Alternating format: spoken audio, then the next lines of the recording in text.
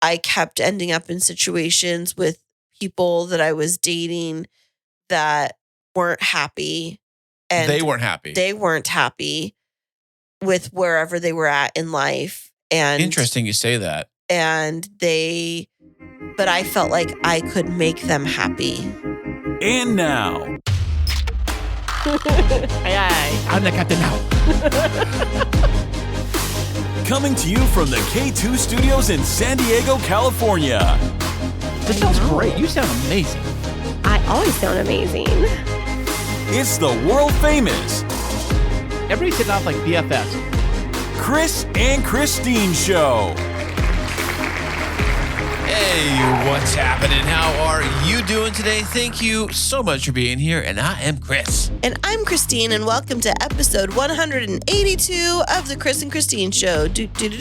Ooh-wee, fantastic. Coming to you live on a Sunday.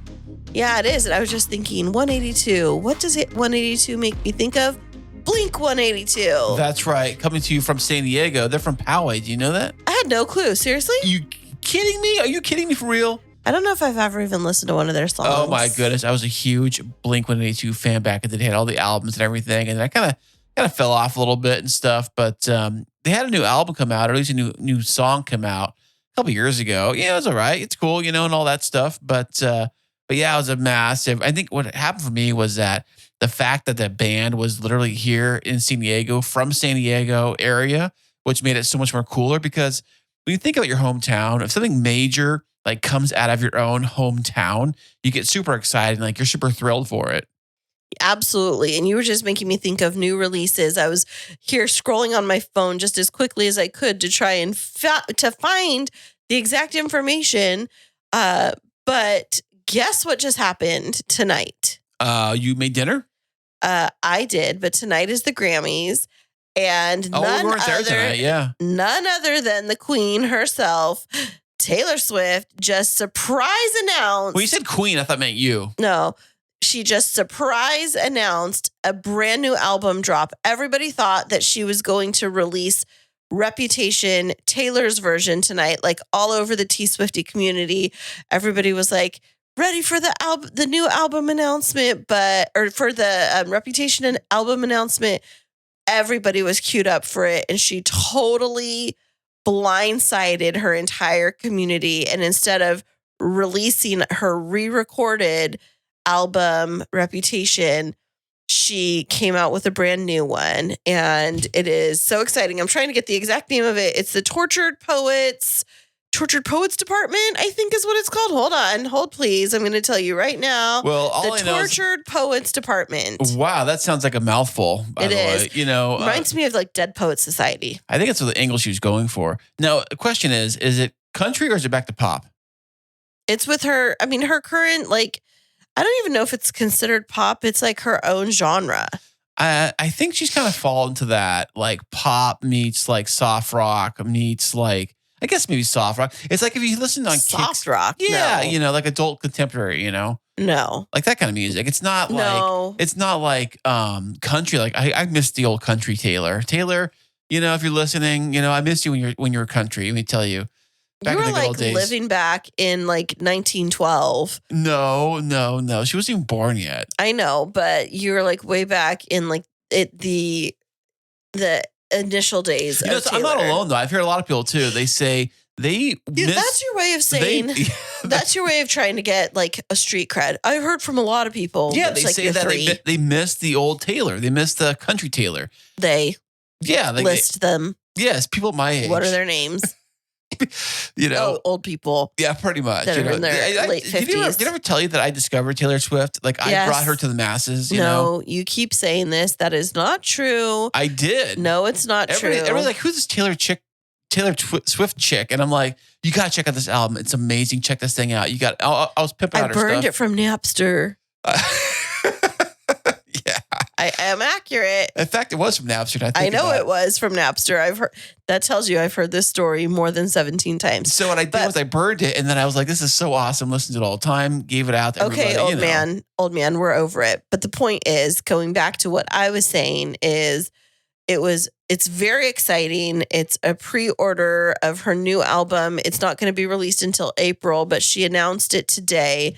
The Tortured Poets Department is very exciting. And, it's just been very interesting to see how she continues to shock people through like these little clues that she weaves into her performances. And then, she'll roll out a new single, or the woman is just a machine. I don't know how she gets it all done. I wonder if she sleeps, but like how many albums on top of this mega tour that she's doing right now. How does she even have time to even record an album while she was on the road and going back and forth to the Chiefs games and stuff like that?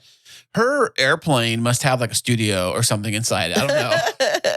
Can you imagine trying to do the background sound elimination for somebody recording on an airplane like that? Well, if you have her kind of money, and if you can build your own airplane, you probably can build like an entire section of the plane which is totally isolated. Soundproof. Oh, yeah, definitely. Or even on your, okay, maybe not on the airplane, but definitely like on an actual tour bus. Oh, yeah. On the tour bus, you can have a whole, because did you say she had like 10 or 20 different tour buses or something like that, or trailers or trucks or something like that? No, I said that she had like 50 different semi trucks, right, if not more, for her gear for her tour, but that's not her recording studio. One of them could have been a recording studio. Hey, did you ever see Knight Rider back in the day, the old 80s television show? How Kit, the car that talked in Knight Rider. Anyways, it would like drive up into You didn't even let me answer. The answer is no, because I was barely born. Okay. Yes, I know because it's what is it? Something Knight Rider, the pattern is full. Something like, what do they say? No, it's Ghost Rider, the pattern. Ghost Rider. Okay. That's not the right one. But anyways, the car drove up into this like, it was a semi truck. It was a black car, right, and it talked. I know. Yes, and it was like a computer or whatever. But the headquarters was like this rolling semi. So like the semi opened its back door up and had like and these it would ramps. like roll out the back. Yeah, and then or it would take off. I know. And just I the watched opposite. it. It would roll into it, and inside the semi, it was like it's full on like like headquarters with like computers and stuff, and they would like do all their cool, whatever the show was about, I forget. But anyways, they would do their stuff in the semi. Like the rolling semi was like the studio. Why can't she do something like that? Why can't she have a rolling semi with all the studio stuff inside the semi? You're assuming she doesn't. Well, I don't know. I'm just saying. Exactly. You don't know. But my point is, the whole point of this segment is to say, congratulations, Taylor. The world is excited. I'm excited. I love her music. I find it very fascinating, very poetic. I love the lyrics. And I've been listening over and over again to her song Endgame, because it's almost like she's foreshadowing what her life was going to be. And it's on her Reputation album, but the song says, I want to be your end game. I want to be your first string. I want to be your A team. And then there's like these quotes and they're very sports related. And I was like, oh my gosh, like, did Taylor know she was going to end up with a sports guy?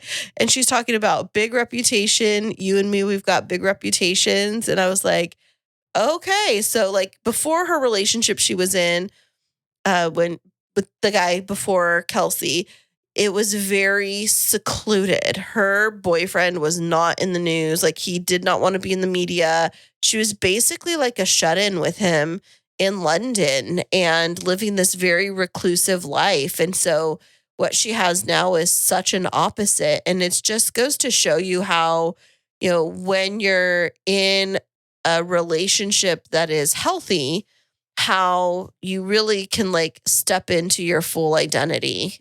Yeah, you feel more comfortable because that's what you feel like you want to do. And do you think there's a problem though with having two people that are both in the limelight? And I know that like some would say she's more popular than Travis and so on and so forth. But that being said, they both have their swagger and they both are definitely they're definitely popular people, and they're definitely like versus say she was like the, somewhere else exclusive, hanging out, just keeping it on the down low.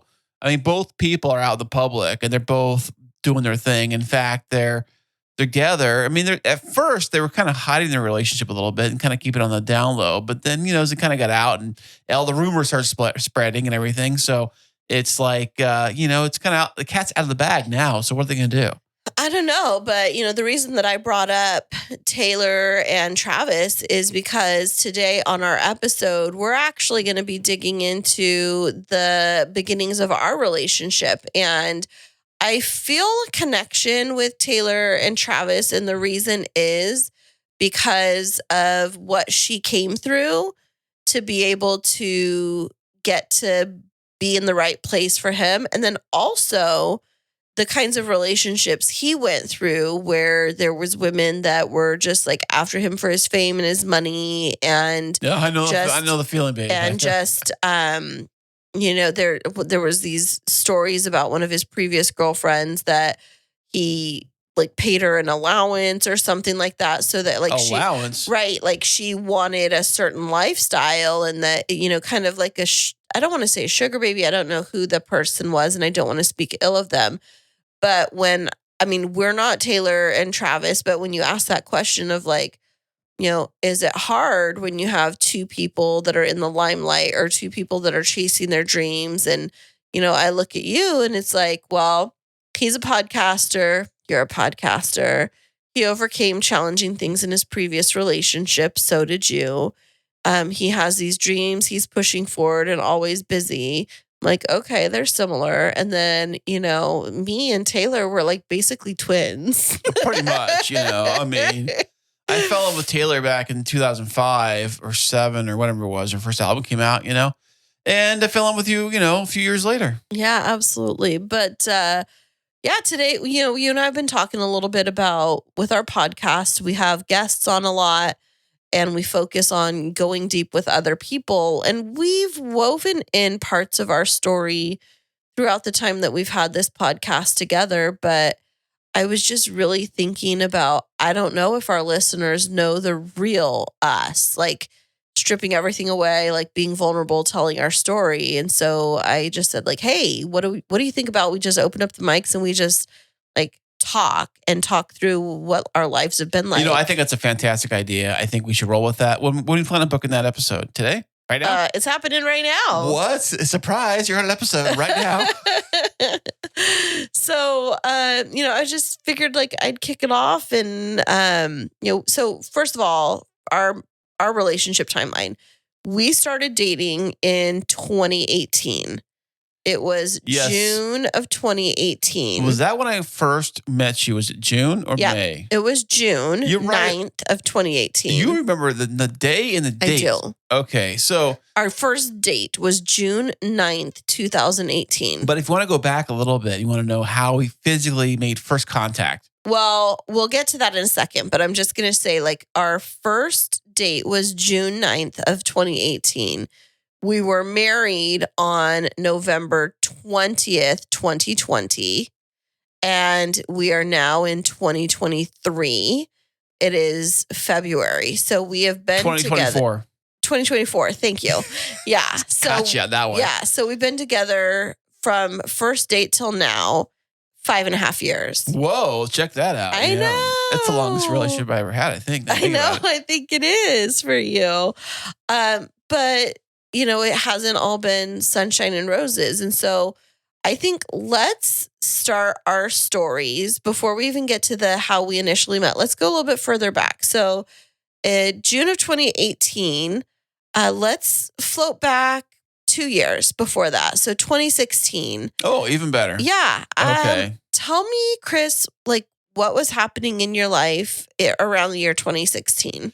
2016 was the year that at my job, there is a day shift and there's a night shift. I'm on the night shift currently, which basically means I go in at 3 o'clock in the afternoon and I usually finish around 2 or 3 o'clock at night or in the morning, however you look at it. And the day shift guys start at 3 in the morning and they work till 3 in the afternoon, 2 in the afternoon, whatever it was. So that particular year, for whatever reason, I think it was because the schedule I had previously had before, you pick your schedules based on seniority. And a senior guy ahead of me had bumped me off of my normal schedule I had the years prior before that. So I'm like, man, there's like no good schedules left on night shift to pick. So I'm like, well, you know what? Why don't I try my hand at day shift? Let's give it a shot. So 2016 was the year that I flipped over to day shift for the first time, and it was brutal the first week. Let me tell you, waking up at 3 a.m, actually waking up at 2:30 in the morning, it was so hard. But I got used to after a while. But I was working day shift year 2016, and during that year, I was at my apartment I had in Rancho San Diego. I was living in Rancho San Diego. Had a nice apartment. It was a really nice complex. It had lots of your standard amenities and most nice. Okay, I guess you'd call it like luxury apartments. Would you normally would have? Okay. So it had like a washer and dryer inside the place. It was a bigger size unit, walk-in closet for the master bedroom. It had 2 bedroom, 2 baths, patio. It had a tennis courts, Olympic-sized swimming pools, clubhouse, all kinds of amenities, a gym, standard stuff.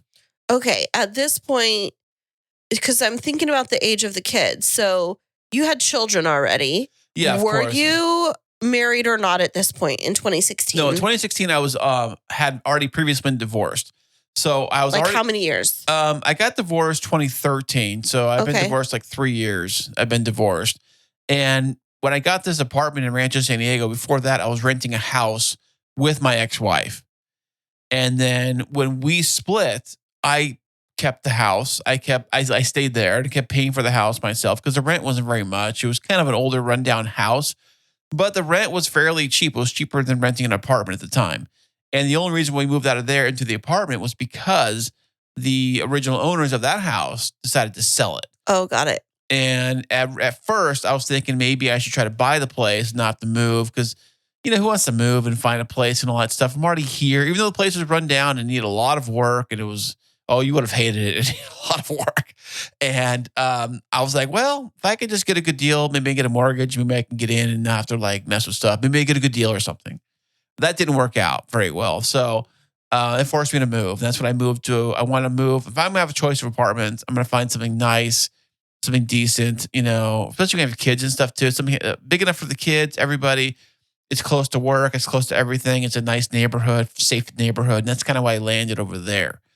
So when I landed there, I was living there because you get the 1-year lease or whatever it is. And I was there with the kids. We loved it. We had a great time. Christmas was great there. All kinds of fun stuff there with the kids. The one thing I didn't like about living in the apartment, which probably everybody who lives in an apartment has this issue, is that if you come home late at night or different hours or whatever, your parking spots are gone or someone's parking in your spot and you get so mad. I've had a couple issues and it was so mad. And, but anyways, that's one thing I hate about the apartment parking. So that's where you physically were located and like where you physically were living. But that doesn't tell our listeners anything about what your life was like. Because like you had just gone through a divorce. How old were the kids when the divorce was finalized? My oldest was going at that time, which kind of sucked because I had to take the kids from Rancho San Diego all the way over to where they go to school. We're going to school by our house now, which is kind of a far drive from where I was at. So I had to do that. And Jacob was, I think, kindergarten or first grade he was in. And Mason wasn't in school yet. So what happened is that on the days off I had the kids, I would run all the way over to the school, drop off Jacob for school. And then I would have Mason with me because he's so little. So Mason and I would do an adventure together, just the two of us. And it'd either be going to the zoo if we could, had time for that, go to the parks, we had time for that, go to the mall, fun stuff I would do with Mason. And I remember Jacob would be so upset or so jealous because when I would pick up Jacob after school, I had Mason with me, and he'd be like, "What fun stuff did you guys do today? What fun? Well, we went to the park, we did this, And I think he felt a little like jealousy of that kind of stuff because we did fun stuff. It's because I had something to do with Mason. Mason was so little, I had to take him and do something with him, or it was the park or something, right? Because I had him. Then I pick up Jacob, and I was off during the middle of the week. So I was basically, the days off I had were days they were in school. It wasn't Saturday or Sunday. It wasn't like that, those kind of days. So basically, when I had the kids on my days off, it was filled with kid stuff. So 2016, you have a 6-year-old and a 4-year-old. And you said in 2013 was when your divorce went through 3 years prior. So like let me think on that for a second. So in 2013, you find yourself a single dad of a 3-year-old and a 1-year-old. Correct. Yeah. Okay. So I don't want to dig too much into the circumstances around the divorce, but that time frame of taking a 3-year-old and a 1-year-old and getting them to be 6-year-old and 4-year-old, like that 3-year gap, what was that like for you as a single parent who was also working full time? What do you mean? Like, what was it like for you? Well, I mean, at first it's always well. First off, when you get divorced or even break up with a girlfriend or boyfriend, husband, whatever, it's very stressful, and especially when infidelity is involved, and that makes you want to do something kind of like revenge dating. I guess it's kind of a bad term, but like it's where it's almost like think of it like a rebound, but like basically like a rebound, but definitely like almost like I'm going to show you and get kind of a thing. And I think I fell into that too when I was, split up from my ex and I was just dating girl after girl and that sort of thing and didn't really care. It was something new and fresh and something new and exciting and somebody that for the first time, actually, for my time, when you go through divorce, everything's horrible and people say nasty things and they do nasty things and things of that sort. So when I feel like you're free of that and you feel like you're, wide open to do whatever you want. That's basically what I did. But having kids on the days off was hard to really get out and do stuff because I had the kids all the time. Once in a while, my mom would watch the kids and I'd go out on a date or have people over and things of that sort. But for the most part, when I was dating, I had to bring the kids into my dating relationship fairly quickly. And I think it did the same thing with you because like the reality was that I didn't have like some people who get divorced will have like the kids with me during the summer and then during winter break they're away or vice versa. And you have all that time free. I never had that. So on my only days off I had the kids with me. So imagine that and trying to date. How hard is that? It's like near impossible, especially when they're that age. I think Mason was still in diapers. He was still in diapers when I was after I left my ex-wife and trying to like date with a baby, a newborn, Right. a newborn, but like a baby, and then Jacob too and stuff. So it was very tricky navigating that stuff. So when I did find people, I did date different people that were okay with having kids or okay with being around children and stuff. That for me was like a tractor beam. I was like very attracted to that because not so much they can watch the kids, is because that they could understand and they could be accepting of being around the kids and accepting the idea of possibly having a family with me and the kids. That makes a lot of sense. So those are the kind of girls I was attracted to, especially right after the divorce. Girls that were into like younger and partying and were single and didn't even have or even around kids. That's probably why I was more attracted to moms, I guess, or single moms, probably because they understood my situation. So back in 2016, what were you up to? Well, so, our paths, I know we've talked about this before.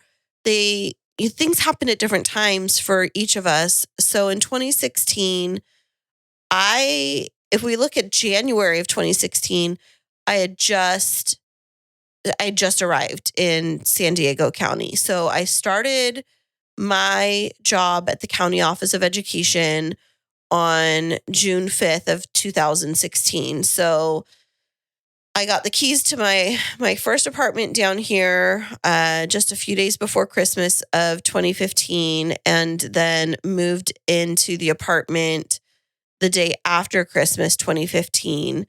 And, so some stuff had happened to where I had to make a really hard decision to move down and not bring Ezekiel with me because ultimately it was what was best for him. I really wanted him to be with me. And like you said, when you go through really hard things, there's this desire to want revenge and there was a moment where, I wanted, because I was hurt, I wanted to hurt my former spouse. Of course, yeah. But I didn't. And I can say that with confidence that every step I've taken the high road, even though it meant that I paid a lot more money through the divorce, that I took on debts that I didn't necessarily have to. I could have fought it all. And when it came down to Ezekiel, and I needed to move for my mental well-being and for me to get a fresh start, and for some other reasons that I don't need to get into on this podcast, I really needed to get some distance between me and my former spouse. But what I wasn't going to do under any circumstances was take Ezekiel away from his dad, because his dad is a really good dad. Now, did that thought ever cross your mind? Of taking him? Yeah. Well, I wanted to move him down here with me. I mean, what mother, when you go through that, when you go through, needing to start fresh, would want to make that decision of, your child staying behind? And so for me, it was, to this day, the most difficult decision that I've ever had to make was the choice of being able to start this new job, knowing that I would not be seeing my son every day. And so I got my apartment, and, Ezekiel was with me. It was during winter break for him. So he was with me for a few days, and then went back home. I think my parents took him home, or I met his dad halfway. And his birthday was like 2 weeks later. So my parents drove him down so that we could all spend his birthday together in the new apartment. And my mom and dad stayed over with us. But I went, it's crazy, is I rented this apartment, and I, just like you were saying, when you rented an apartment for the kids and you were looking at all the amenities, when I selected this apartment, I selected it believing that Ezekiel would be with me. I picked it in an area in Escondido. So it's like 35, 40 minutes from work in a commute. It was in a safe building. It was a newer building. They had some great amenities in the area, and it fed into great elementary schools, which I was thinking he was going to attend. And it was at the top of my budget. So like when I leased it, it was this whole crazy chain of events, but it was like within $25 of my max budget that I could afford. That's crazy, because you think about the budget of when you came from up in Fresno area, the apartments for like something like that up in Fresno would have been like a lot less. Absolutely. So I ended up getting, it was a beautiful apartment. It was 1,200 square feet, which is huge. That's a good size for any. That's massive for. That was a 3-bedroom or 2-bedroom? 2-bedroom. Wow. 2-bathroom, washer and dryer in the unit. The building was less than 5 years old. We had a huge patio, and it was on the corner. So we had a wraparound patio. We had a big living room and a dining area, a little built-in desk, and everything, like granite countertops, huge kitchen. It was a beautiful apartment, and I was so excited to get it. And then after my family moved me in, and after those first few days when Ezekiel went home, I was sitting there. I was so, I want to say poor. That's not an accurate reflection. Money was so tight. I wasn't poor, but money was so tight that I couldn't afford a lot of things that a lot of people could. I didn't have a TV. I didn't have any kind of cable service. I had Netflix on a computer that I bought. And so that's all that I would be able to watch. So I would sit in my apartment. I had no friends in the area because I moved down for the job and to get some distance. Some space, yeah. I had no friends down there. I had no family within hundreds of miles. Money was so tight that I couldn't like go out to eat and things like that. And so I would sit in my apartment and I had like I could watch Netflix and I would just watch Only on the laptop, right? Right. I would watch reruns on Gilmore Girls. Um, but even then, like it took me a little while to be able to scrimp out enough in my budget to be able to activate the Wi-Fi, which I needed for work. So I was able to pay for Wi-Fi in my apartment. But I would just sit there and I would read and I would journal, and I just got really lonely really fast, and I never really experienced that because you got to remember in my story, I met my son's father when I was 18.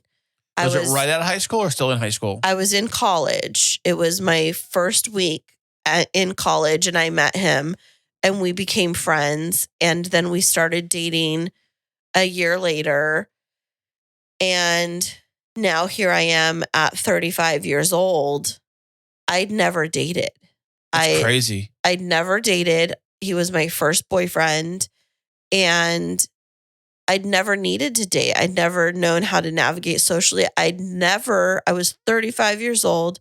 I'd never gone to a club ever. I think I'd stepped foot in maybe like 2 or 3 bars. My entire life up until this point was work and church and family. And now I'm in a new city with a new job that I hadn't even started yet. I didn't have a church. My family, of course, they were checking on me all the time and calling me, but I had no friends. I had moved away from everything. And so I spent all of my weekends, like whenever I was free, I was up in Fresno. I drove up at least twice a month. So that first year, I was driving up every other weekend. So I would work all 5 days in person. And then my boss was a real stickler for time. So I would get off right at 5:00 on Friday. My car would already be packed, and then I'd hit the road and I'd drive the 350 miles up to Kingsburg. My parents would already have Zeke there for the weekend. And I made sure that even though I was far away, that I was with him every other weekend religiously. Nothing got in the way of that. That's good. You're a good mom for doing that, by the way. Thank you. It's a big sacrifice having you step away from, being there for him and being so far away. I bet when you first were living in that apartment at first by yourself, you're totally alone for the first time ever. And I mean, don't mean like emotionally, I mean physically alone for the first time ever in your entire life. It must feel like what it's like for somebody to physically move out of their parents' house for the first time, get their own apartment by themselves? No, it was so much different than that, because that comes with excitement. And when that person is like ready to like spread their wings, they look at like, oh my gosh, there's so much out in the world and it's freedom. And for me, I had to sit with the loss and the grief of, what my life had been before. Gosh, yeah. Whew. Yeah. I start the tears. Hey, So yeah. it was, and then, every night that I was away from Ezekiel, if you know anything about our relationship, like he was and he still is my little buddy. And I would cry myself to sleep and I would ask, like, what are you doing? I knew I was supposed to be in San Diego. I didn't know why, but I knew that the doors had opened for a reason. And so, it wasn't long that I was down here, and I went home to Kingsburg, and it was Valentine's weekend, 2016. And I was talking to my mom about being lonely, and she was like, well, have you thought about starting to date? Now, at this time, Ezekiel's father and I separated in April of 2015. So by February of 2016, it hadn't even been a full year yet. And the divorce was not finalized because there was a lot of stuff going on that kept us tied up in courts for a while. Not specifically speaking about your case, but what kind of things would keep a divorce from moving quickly or taking a while? What would hold it up? Well, I mean, lots of different things. There could be custody issues. We didn't have that issue. We were able to come to agreement on custody. But for all divorces, all other divorces, especially in California is a community property state, it's typically around what is the community property and the division of assets and the finances. That's what it almost always comes down to. And so, this is for anybody out there, and this is my little piece.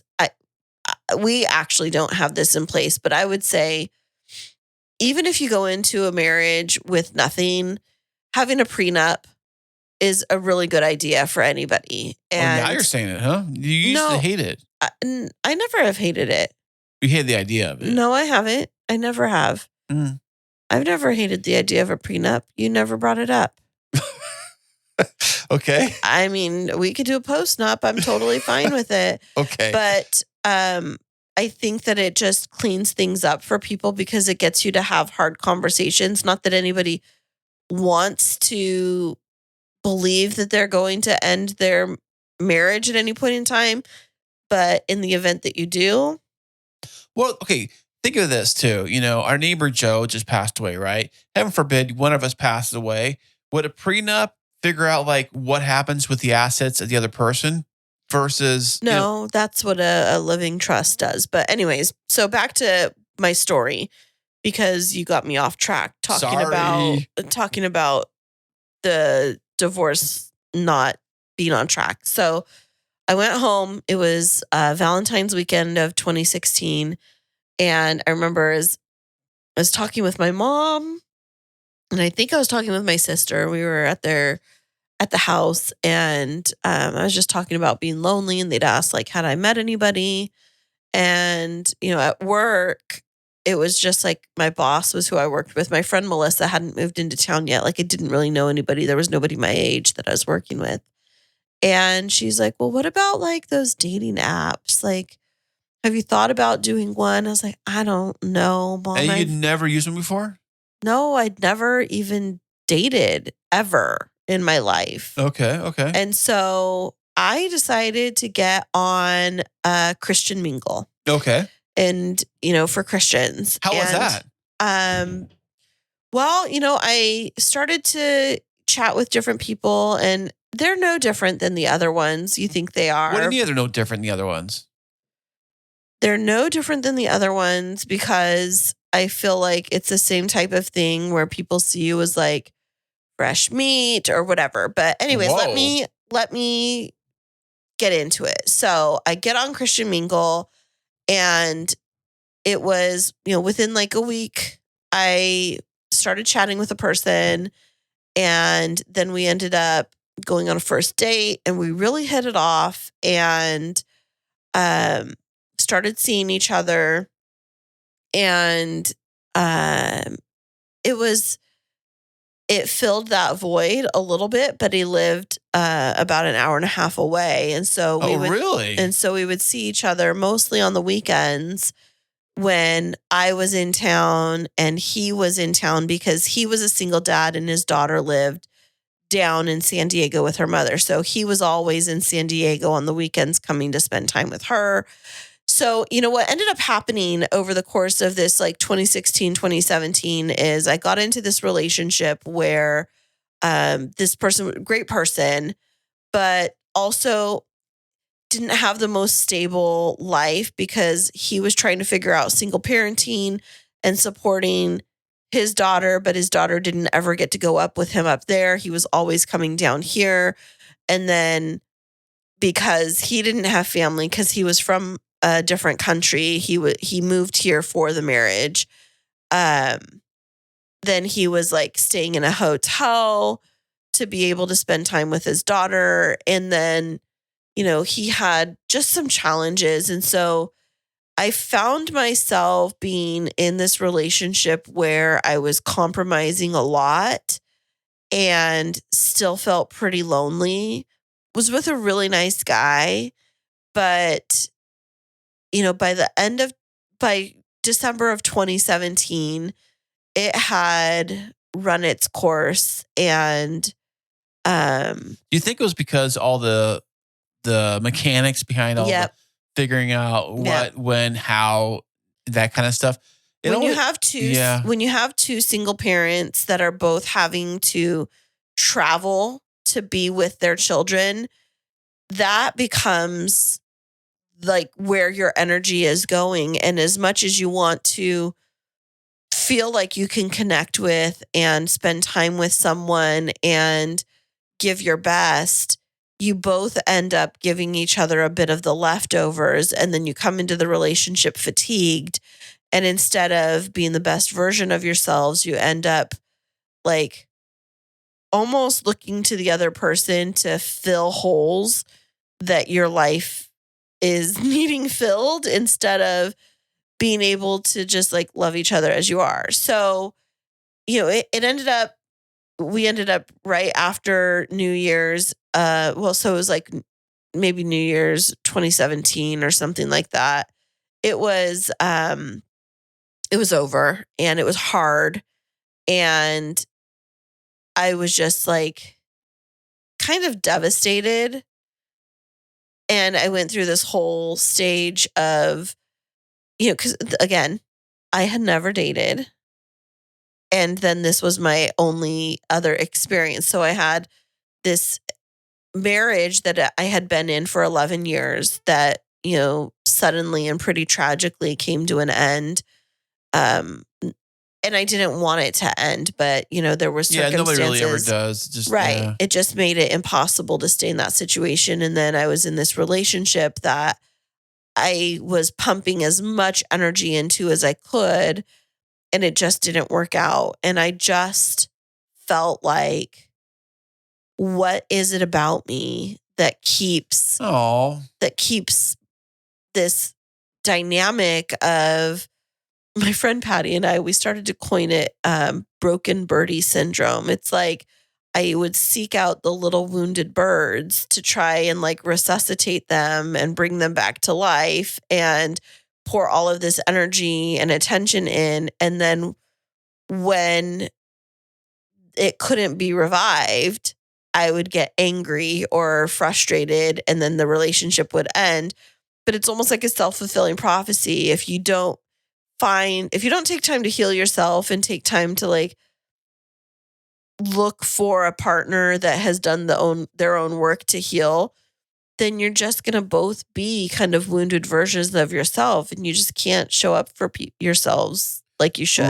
Right. And I think that, the stars did not align for that relationship. Like you were saying, all the coordinating going on. And of course, sometimes you try to make it work, but if you're just putting in the crumbs to each other, all the energy and all the good stuff is going to other places. That's why people that overwork themselves, 7 days a week, and they try to, sprinkle in a relationship every once in a while in there too. And if you have kids and everything else too, and nothing's going on, I can see where that would be a real struggle. And even for me in that year, 2016, 2017, it was a real struggle to kind of get everything figured out for me, because during the end of 2016 is when I bought my first house.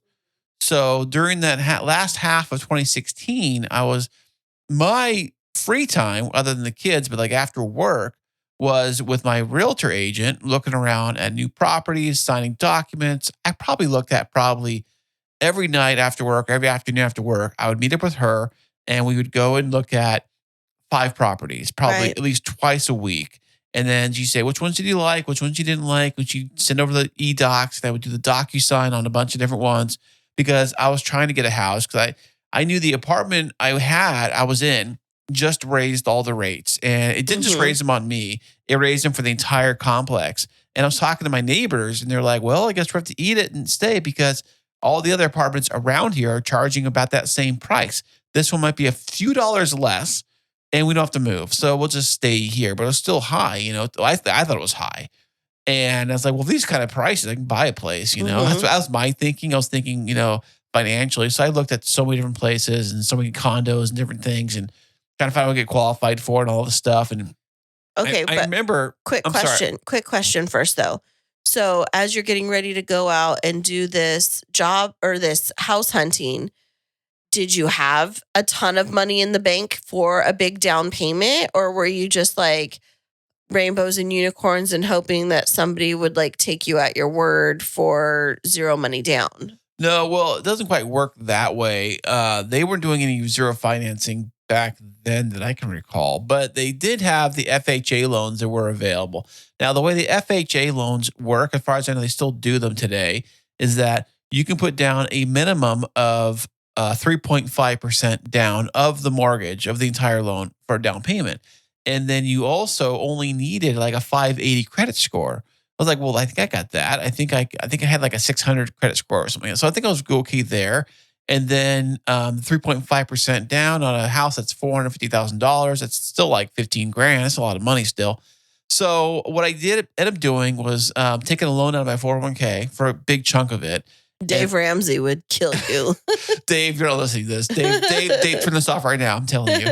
But I did that. And then I also did, I borrowed money from my dad. My dad had some money saved in his savings account. He had like $6 grand. So I had to borrow money from him, which I paid back immediately, like the very next month, because I had, anyways, the way it worked out. And then through some slick negotiations with the seller of the house, I was able to let them cover closing costs and all those different things. So the way it worked out was that I get into my very first house, my dream house. I was so excited for as a single dad, single parent, a place for the kids to be, you know, multiple rooms, a garage for the first time ever. I was so excited being able to park my truck in the garage and like walk into the house through the garage. Mind blown. I'd never even had that experience before. So it was a whole new thing. I was super excited because, you know, just being able to park the truck in the garage, I was so excited about that. And so you felt like life was good. I felt life was very good. And also for me, though, when I feel like life is doing very well, part of me feels like something's going to happen. Something horrible is going to happen because when things start doing well for me, bad things also seem to creep in and take over. So a big part of that is thinking like, what happens? Maybe I lose my job. Maybe I'm going to, who knows what, you know, not make the payments and be, you know, stranded and be totally broke and all these different things you always think about, you know. And as a single parent, now being the only person that's solely responsible for that mortgage, I could see how that could create so much additional stress and pressure. And one thing that I know about you are like right now in our relationship is you already have a high level of anxiety. So when that happened and you made that choice to buy your house, how was your anxiety at that time? Well, I think it was pretty mellow. It was half and half.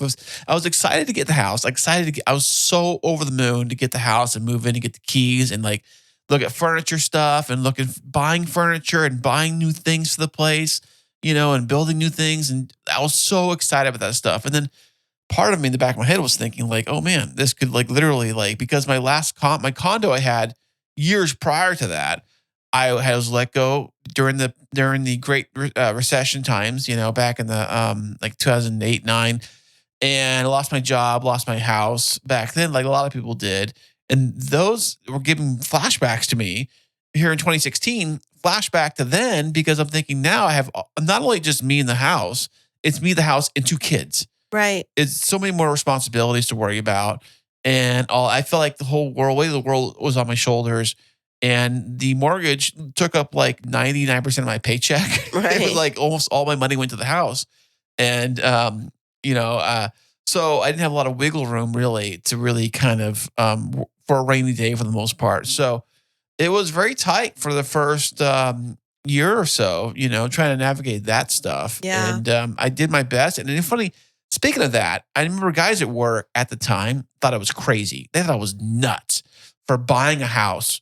They thought even buying a condo was nuts back then, but buying a house, like a physical big house by yourself on the one paycheck, that's crazy town. You're crazy, Kris. You're not going to be able to pull that off. But I did because I wasn't going out to Disneyland. I wasn't going out to Europe. I wasn't going to all these different places in Vegas. I wasn't doing any of that stuff. My life was kids, house, work. That's it. Mm-hmm. That's all I did. Well, you know, picking up where you left off. So you finally got into the house right around that same time, I would say a little bit later than that, I finally, it was in 2017. I finally realized like Ezekiel wasn't going to be able to move down with me. He was getting into his flow in middle school.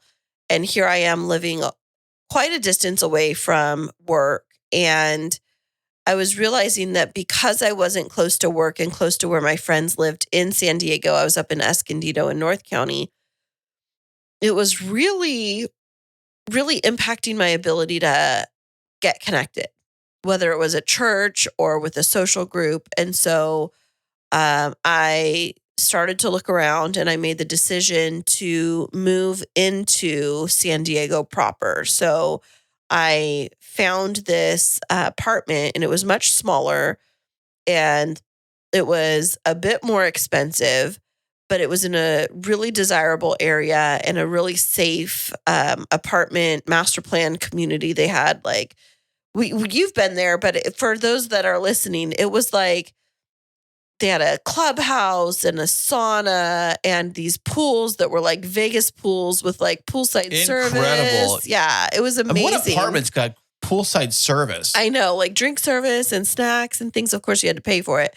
But my little apartment, it was much smaller. So I went from the 1,200 down to like 900 square feet or like 899. Still 2 bedrooms, 2 bathrooms. It was definitely a little bit of an older apartment, but I had a fireplace and it was cute and it was right on the walking trail. And, I'd wake up and there was like beautiful eucalyptus trees. And then I was just like 4 or 5 miles down the road from work. So it was like one big... Oh, that's a plus right there. Yeah. One big, like didn't even have to take the freeway, just went down Friars Road. And right around this time, after I got settled into my apartment, I was going through this phase of, okay, you're getting this chance to start your life over again. You're living in San Diego as a single woman. I mean, I knew in my heart, of course, I'm a single mom, but during the week, I'm just single. And I, had never had that experience.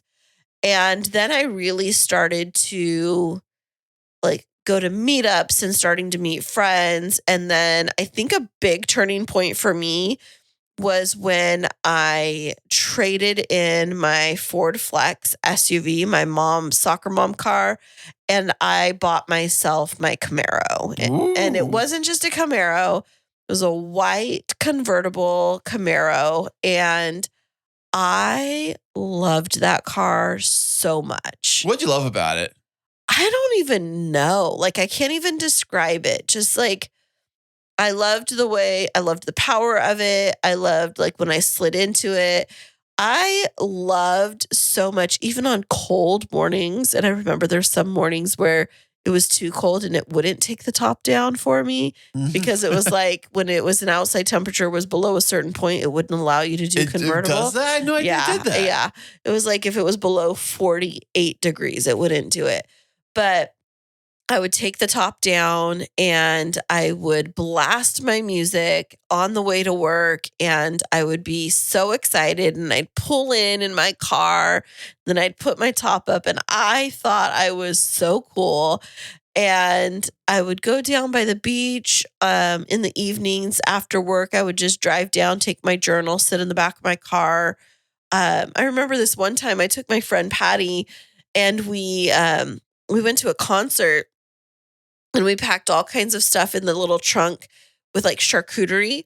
And so we went, it was like kind of like a tailgate in the parking lot before this country concert out in Chula Vista at the amphitheater. Yeah. And so we like put out a picnic blanket on the back and then we like popped open a glass of wine. We had like our charcuterie board. We were sitting on the back of my convertible at sunset, toasting like single ladies. And it was so fun. And that was a really fun time for me getting to not experiment, but expose myself to things that I hadn't been exposed to in not an obnoxious way, but like, okay, I went to my first club with my friends. Did you survive? Are you okay? Yeah. I went to a brewery and had my first beer at 36 years old. Wait a second. You telling me you never drank at all? Beers or nothing? Anything? I had some drinks. I had wines and like rosés and things like that, but I'd never had a beer. Oh, yeah? What'd you think? I liked it. Yeah. Yeah, I tested out some different ones and I found which ones I liked, but I was, living in my apartment and then started to date a little bit here and there and just nothing serious. It was just like, meeting people and, just meeting different kinds of people and finding out what I liked and I didn't like and getting really into my work and doing a lot of travel for work and things like that. And of course, every other weekend, either at this point, Ezekiel was old enough, he was starting to fly down as an unaccompanied minor. So we were still seeing each other every other weekend. And that At least you were doing continued that. At least you were doing that. all the way through. Yeah. All the way until he graduated. It was every other weekend. And there was only a couple of months where, if he had school stuff and things like that, that kind of got in the way. But that was my priority is I always wanted him to know that he was my absolute priority in life. And I would show up for everything that I possibly could. I would use any of my vacation days, like if he had a school something to take off and drive up there, even if I had to like drive up and end up getting there at like 2:00 in the morning to be able to go to his thing and then drive back home that night, I would do it. And so, wow, Mother of the Year. No, just mom. That's all it was. Mom. Yeah. But, I still was I wanted a relationship. And I ask myself a lot, like, what is it? Why was it that I wanted a relationship? Why couldn't I be satisfied with just being single? And I would ask myself that a lot throughout that time frame. And I finally got to the point where I realized like I needed to not date at all because I was looking for something in a relationship that I was lacking in myself that I wasn't ever going to find in a relationship. Like I needed to be able to fill that hole for myself. And so instead of dating, I got into therapy. Oh, wow. Wow. Now, when you're in therapy, did you still realize that maybe a relationship was not the best place for you to be at that moment? Or were you thinking that maybe possibly working at the kinks in therapy kind of realized that maybe a relationship might be a good thing, at least as long as it's a healthy relationship? But defining what a healthy relationship is kind of a little harder than just pick one out of the bag. Good question. So I didn't go to therapy to tell me when I was ready for a relationship or not. It actually wasn't what I was there for at all. What I realized is that I had some trauma from my previous relationship that I just hadn't worked through that was causing me to seek out a certain type of individual that would keep me in the same patterns of what had happened in my relationships that hadn't been successful. And so what it helped me do was to really figure out what those wounds were, what those trauma wounds were that were building those patterns for me. And what I had to come to grips with is that I felt that I wasn't worthy of somebody that was healthy, happy, and whole. But everybody, now, when you say that, Mm-hmm. the definition of happy, healthy, and whole to you might be different than somebody else's version of it. So what did that mean to you back then? I don't think I could put my finger on that. I just know that that was where I was at. You're asking a question that, I don't have a direct answer to. I had to work through it because I didn't know. I didn't have a definition of it. All I knew was I kept ending up in situations with people that I was dating that weren't happy. And They weren't happy. They weren't happy with wherever they were at in life. And Interesting you say that. But I felt like I could make them happy. Oh, I see. So I I was attracted to that because I thought maybe I could fix them. You were the fixer. Right. And you were attracted to the broken. That's why I said broken birdie syndrome. Now, does it make sense to There, you? it comes full circle. Yes. Yeah. Yeah. And so getting into therapy really helped me to just put things in perspective and to think about relationships a bit differently and to start learning how to set more boundaries around like not just relationships, but how I presented myself in relationships. I don't know if that makes any sense. Yeah, a little bit. It does. So if you move the timeline around, we're in 2018 now. Yeah. So I'm going to, before you go into anything else, I want to throw it back on you. So I've been talking about where I was in relationships up until 2018 before we met. And it doesn't have to be like right before we met because I don't want to know what happened right before. But in that timeline of like 2016 to 2018, I seem to recall that you had somebody that was kind of in and out of your life as well. Yeah, I had a girl or two, and there was women, not girls. Oh, okay, yes, I had a few women in my life, and one that I was pretty serious about. I was with for a while, off and on. And during the time, probably from 2014 up until probably before I met, well, a little before I met you, you know. But you've mentioned that was kind of on again, off again. Tell me about the on again. The on again? Like, what was it like when things were good? When things were good, like we made each other laugh. We were having a really fun time. We would be jokey jokesters and stuff. I think that's what attracted me to that person in the first place. Because we both I like to joke around. They like to joke around. It was kind of fun. And then, but I think for me is that when it comes to serious talk stuff, as you may know, I like to bury my head in the sand. And I think that understatement of the year. This is what you do. Yeah. You laugh when things get serious and uncomfortable. Ladies and gentlemen, like if you ever want to see me get mad, just try to have a serious conversation with Kris and have him laugh in your face.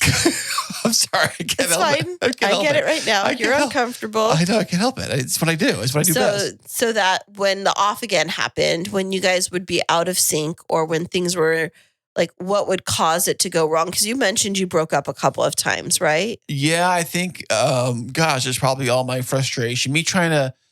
I was trying to think, I think that my problem is that I expect different things and expect different results when one thing about people is they're not like a joystick controller on a video game. You can't, play the game and say, you're going to go this way, you're going to go that way. You can't make anybody do that. So if their mind's already made up that something's not going to go a certain way and you think it's going to go the opposite way. And then when you come into meet and they realize, well, this isn't going to work out because we have two different ideas. And I think at one point I ran the idea of maybe moving in together, and that didn't seem to work out too well because the other person wasn't a big fan of that idea and stuff. So that kind of came crashing down, but that wasn't the reason why things went south. I'm trying to remember the exact reason why things went south, but I can't think of the exact reason, but I just say they did go south. And then we kind of kept when things broke up, we didn't talk for a while. And then we kind of I don't know, out of the blue, either she would text me and ask how I'm doing. Usually it's the way it works. They would text me, how you doing? What you been up to? And things, and start chatting and stuff like that. And then you want to do lunch or whatever and that kind of stuff. But for a lot of times we would do lunch and stuff like that, on like a middle of the day, work day, that kind of stuff, But at the same time, I was also dating other people. So I was dating other women, and I was, this is around the same year, 2016, 17, somewhere around the same time frame. And I dated a few different women. And, I think because I knew that the off and on, I didn't think we'd ever be back together kind of a thing. So I didn't want to keep my hopes up, waiting on that one person, because I did not know how serious or not serious they were about a relationship, at least a relationship with me. So I was dating other girls, and one girl was totally in love with me. I was dating. She was much, much younger than me. I think I don't know how old I was at the time. I was probably in my 30s. Was I 30s? No, you'd be in your 40s. No, no, it was before that. It was like okay, before I bought the house. So it must have been like 39, 38, 39, somewhere around there. And she was like in her 20s, you know. What are you doing? But she was in her late 20s. Yeah, it doesn't matter. Okay. But go back to like the 2016 to 2018. So you're with this person. It's kind of on again, off again. But you have other people that are in and out. And then I have other people I'm dating at the same time. But then what about your kid's mom? What happened? Because I think it's really important for our listeners to know, like, there's a little foreshadowing of what happened in your life right before I came into the picture. So right before you came in, my ex-wife, my kid's mom, was in a very horrible relationship because she has another kid with another fella. That's kind of the reason why we got divorced in the first place. If you can think outside, figure that out. Anyways, so she had a bad relationship with that guy, and it was getting very toxic, very much like police were getting involved, domestic violence stuff getting involved, things of that sort. And I had this big brand new house that I bought, well, new to me, I guess. And it had 3 bedrooms, and the kids were already bunking up in one bedroom at the bunk bed. I had my room, which is the master, and had this other room, which is sitting doing nothing. It was an empty room. I think I had a few boxes in there. It was basically nothing. And I said, you know what? Well, you get a phone call. It wasn't you said. Well, remind me, because now I forgot. You said you got a phone call from her. And then what happened? Was this the phone call that led to I had no place to go? Yep. And I have no place to go. Her family lived up north, and she had the kids, and I had the kids, and we were still doing the split custody where 50% of the time my house, 50% of the time at her house or her place and things like that. And she told me that the days that I had the kids, when it was just her and her ex, it was very toxic to where it was very violent, them being there. And then she tried to curb it when they were at the house. But when the kids were at the house with them and stuff, but it was worse, way worse when the two of them were alone. No kids were involved. And she has a tiny tot that's also now in the picture as well. Correct. With that other person. Right. So you have, the mother of your children who you're divorced from, and there's been a number of years in between. You have this on again, off again relationship. And maybe you're dating a couple of other gals, but then you get this phone call where she's literally telling you, I can't be here. I'm afraid he's going to do something to me. I don't have anywhere to go.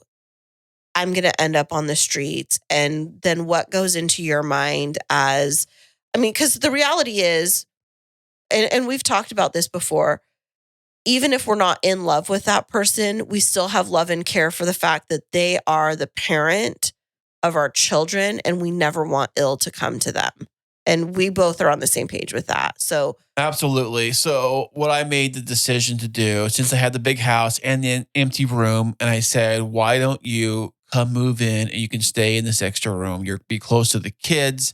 You'll be here, watching them when I'm not here. And I already have the place. I have the space for it. If I didn't have the space for it, I don't know how we figure that out. But because I happen to have the space for it and all that, and I said, if you wanted to, of course she jumped on it and she moved right in and, got a bed, and she bought herself a bed, or someone bought her a bed. Anyways, she got the room all decked out for her to stay in. And it was her little spot.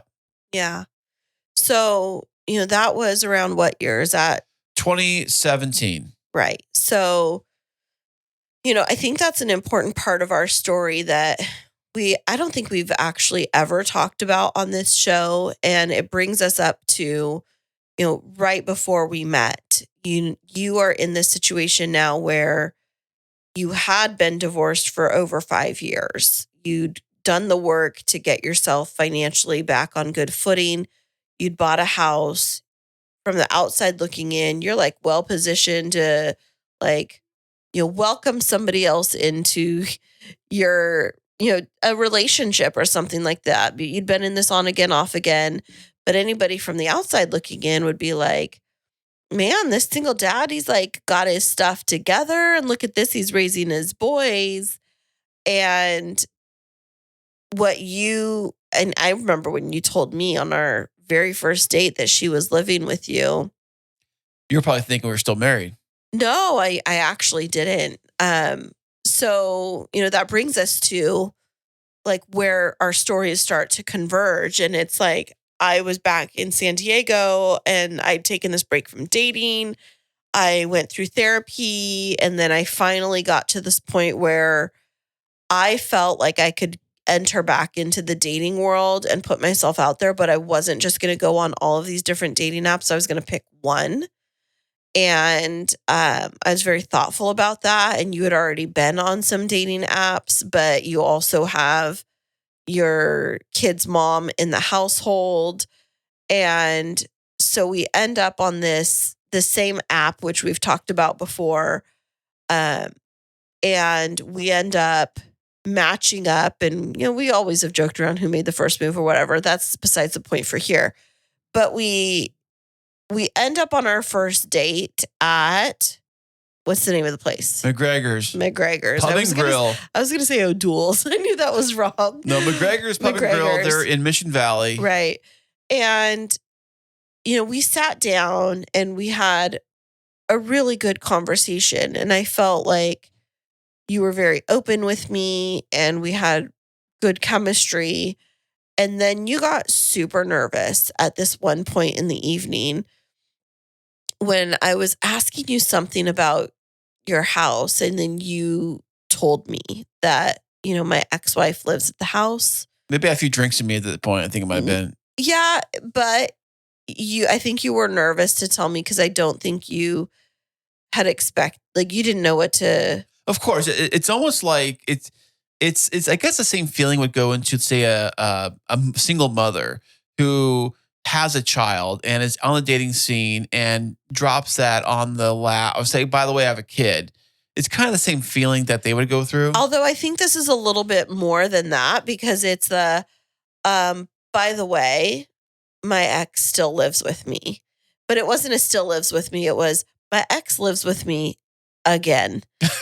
And Yeah. but what I don't think people from the outside looking in realize is in cities like San Francisco, San Diego, New York City, we can throw some other very expensive cities into the mix, is when you are in that situation of being a single parent and being the sole provider for the most part for your kids, how sometimes for some couples, moving out isn't an option because they literally can't afford it. Because for some couples, like they're on the verge of being at the poverty line, even with combined incomes. Now imagine you split up. What happens for that person that has a lower income? Where are they going to go? Right. Yeah, definitely. Yeah. And so out of necessity, I think that there's, I've seen lots of different situations where I had previously, when I was a principal up in Fresno, I had a teacher who they rotated in. Once they separated, it was like one of them would live somewhere else for 3 days while the other one came in to care for the kids. And it was like the parent carousel. Oh, so the kids wouldn't go back and forth. The parents would. The parents, I've heard of stories like that. It's Right. not nothing new. I've heard that before.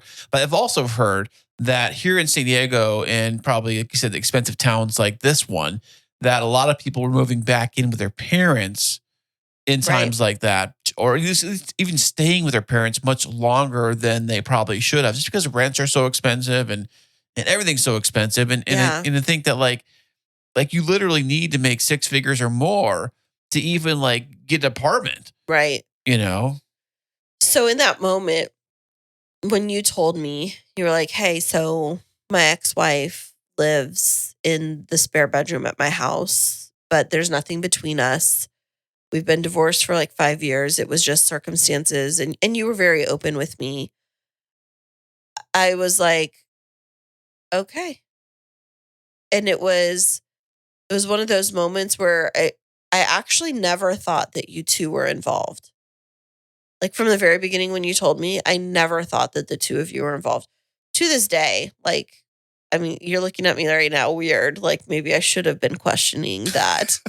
No, I just was because you say that, but then you hate it when like just don't get into all that. Okay. I don't get into all that because yes, I am a very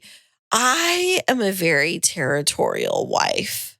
Yeah, it's the Latina in you. The Latina in you. Sure, you call it whatever it is, but I'm very strict on boundaries. So that was the thing is, yes, you shared a home, but then you two were very friendly with each other, and that was not my experience with my previous spouse, where we had very tight boundaries around communication. Like we didn't like joke around with each other. It was like very transactional. Like, are you taking him this weekend? Where is he going to get picked up? Blah, blah, blah, blah, blah.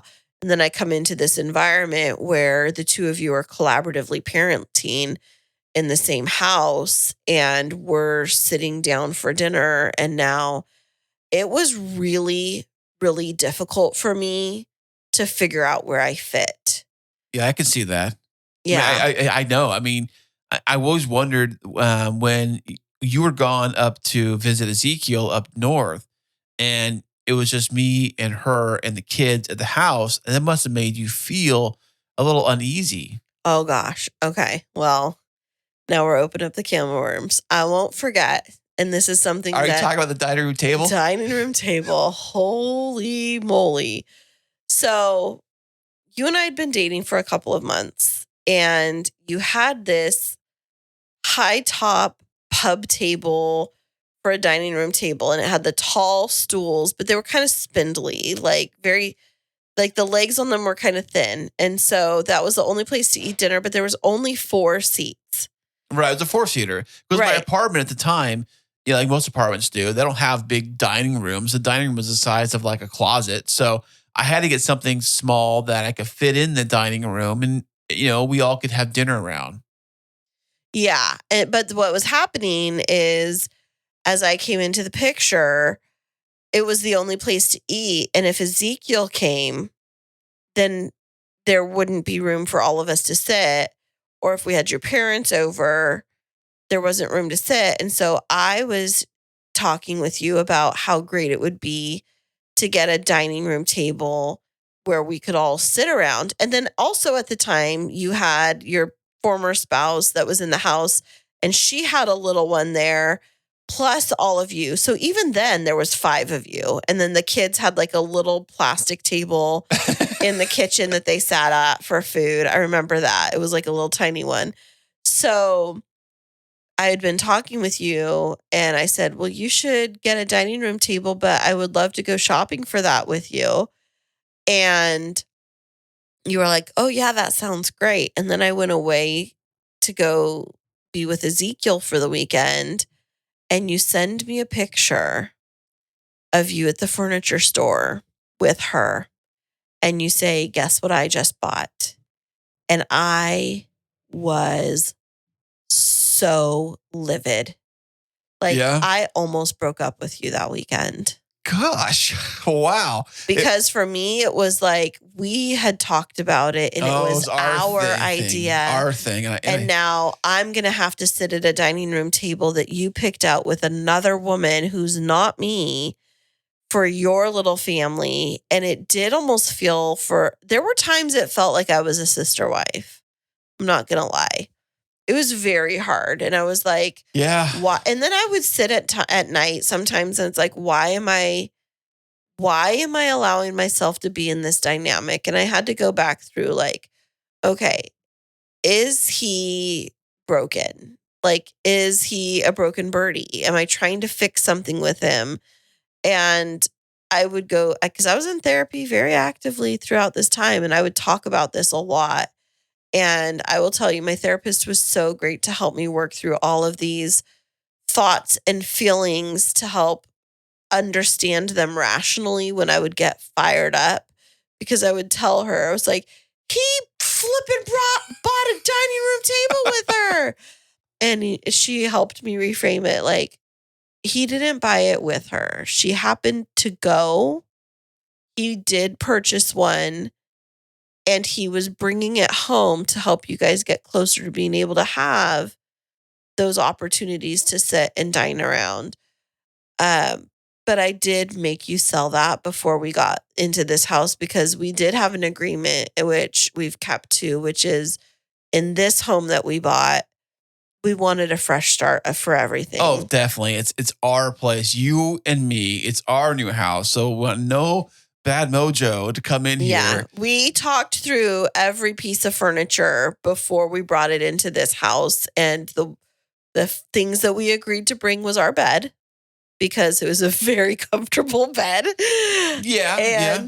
And a couple of pieces from my old apartment that had meaning to me, but were not part of my previous marriage. And I think that was a really important piece for us. But yeah, I almost can imagine where like some relationships where they do bring in stuff that came in from another relationship. Like how does it make you feel if you saw like something on the mantle or something, that was something that, I mean, I wouldn't go to the extreme as like saying like the wedding glasses for your previous marriage, have those out. Right. But something like that, I mean, how would that make you feel if you had that in the house? It'd be no bueno. You get rid of that immediately. Right.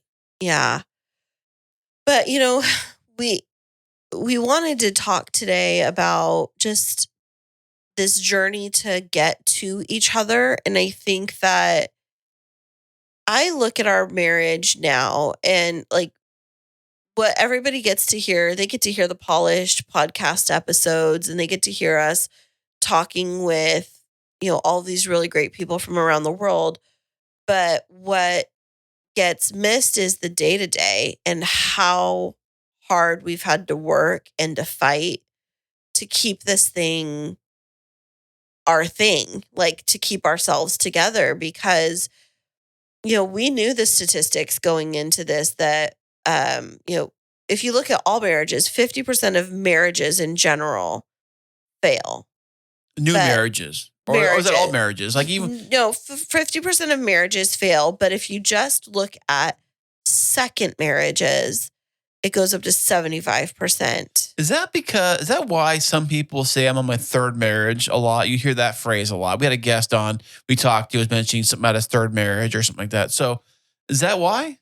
Well, because after you've gone through a divorce once, a lot of people haven't taken the time to do the healing work to help them find a partner that complements them and they can continue to repeat patterns that keep them in unhealthy relationships or incompatible relationships. And so I think there's a lot of different things that go into it. Plus, when you have kids and you're bringing kids together from two different relationships and exes and all of those things, like all of the things that we've just discussed, like we've done a lot of living. We didn't even get to, trauma and things that have happened before we even got to 2016. And so, we show up to each other, June 9th, 2018 at McGregor's, and we carry all of these things along with us. And, I didn't know when I showed up to that bar that day that,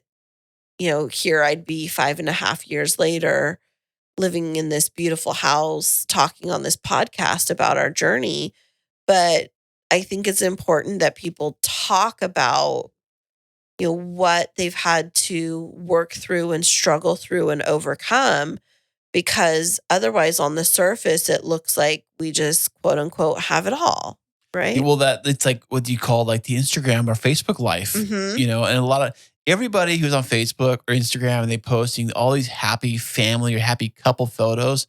There's probably about 100 unhappy photos that you didn't get to see. Oh yeah. I mean, just if you look at our website, and of course, I mean, we're guilty of it as much as the next person. We have our YouTube videos of us going to Hawaii, but people don't know about, the fights behind the scene on that Hawaii trip and, ups and downs, or like the Disney World trip. And, they weren't with us when we came home and 3 days later came down with COVID. And, I had to, I lost part of my hearing, and now here we are, dealing with me having a disability and like all of these different things. And people don't see that part. And so I feel like it's so easy to have a frosting podcast show. Or YouTube show or Instagram channel or any kind of content creation. It's very easy to just show all the The funsies. fluff. Yeah, and I think that's why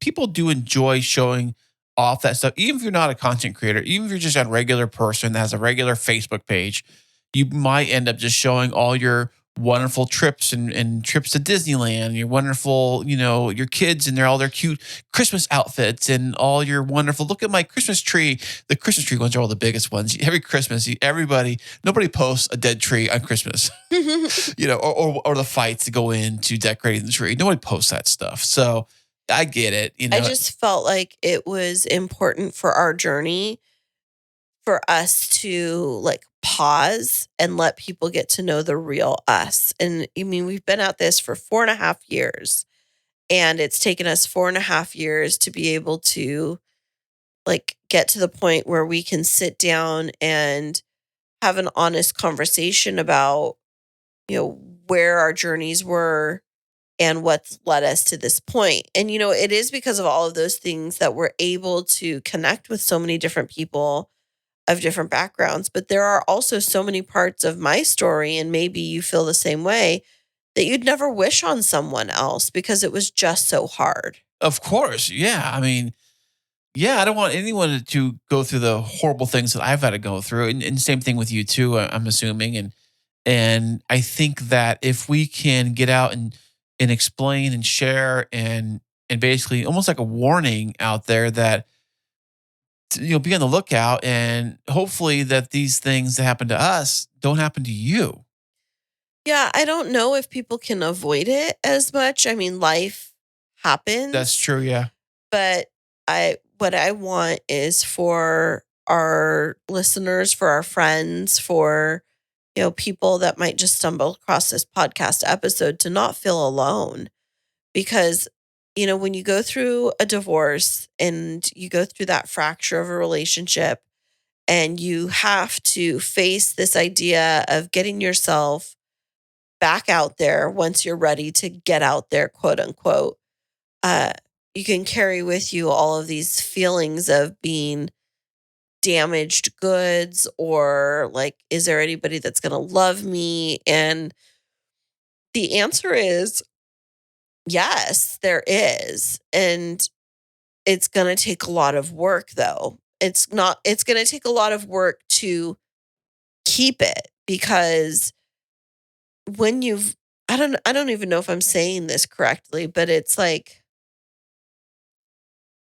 it's very easy for people to get into, and we've talked about this on multiple episodes, to get in the Disney mentality of relationships, or just like the Hallmark mentality, where it's like, you see all of the fluffy stuff. Yeah, that's how I learned dating was based on Disney movies. Right. And it's like you see just a little bit of conflict, and then, somebody runs away and they come back together, they reconcile, and then they live happily ever after. Yeah. But the reality is it's messily ever after. Like, life is messy, and we're constantly trying to work through it. And, that's the thing is with our relationship, is there's been some real hard stuff we've had to work through. And I'm sure there's going to be hard stuff we're going to continue to have to work through. But the thing is we keep working through it. And that's right. Yeah. Even if you get uncomfortable and you laugh like a creeper, we still figure out how to have the hard conversations. And so I don't know if there was any specific point to this episode other than for us to feel that we were finally like showing our cards to everyone and being like, here's the real us, and here's our real journey. And maybe you connect with a point. Maybe this is something that's going to help better prepare you for maybe something that comes into your life later. Or maybe you heard something that you think could help a friend that's going through some dark times right now. But I just want to say that if you put in the work, like on yourself, things will get better. Yes, definitely. And we can't promise you're going to find love, or that you're going to find that magical relationship. But we can say that if you put in the work to do what's right for you and your kids, if you have kids, you are going to be better off because of it. That's right. Yeah.